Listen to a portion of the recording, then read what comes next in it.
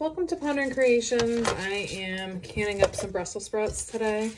I did not grow these. Actually, I had started some Brussels sprout starts and I did them in my fruit garden, and normally we would let the animals in there to eat everything back. So I just let the sheep and the turkeys and the chickens eat all of my Brussels sprouts, and they weeded the garden back.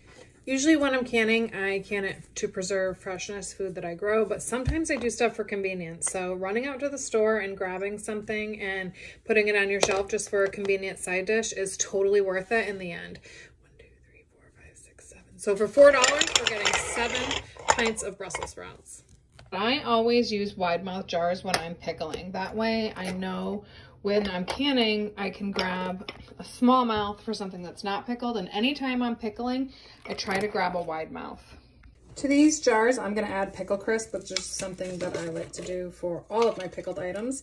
And it's gonna be a 1/4 teaspoon of pickle crisp.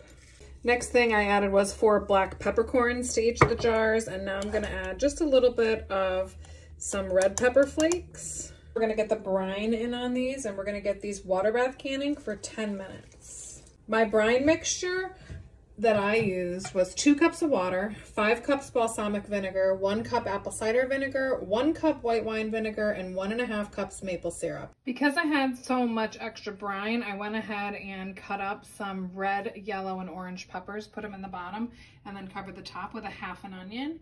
So I'll have balsamic onions and peppers on the cupboard shelf too. Pickled food can take a little bit to develop its flavor, so I'll give this a couple months down here before trying it, but I don't know if I can actually wait that long, so maybe a month.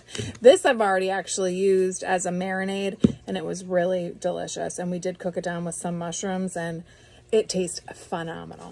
I would definitely recommend this recipe for you guys. I've had these before, and they are really good. Thanks for joining me at the farm today, everyone. We will see you guys tomorrow for another video.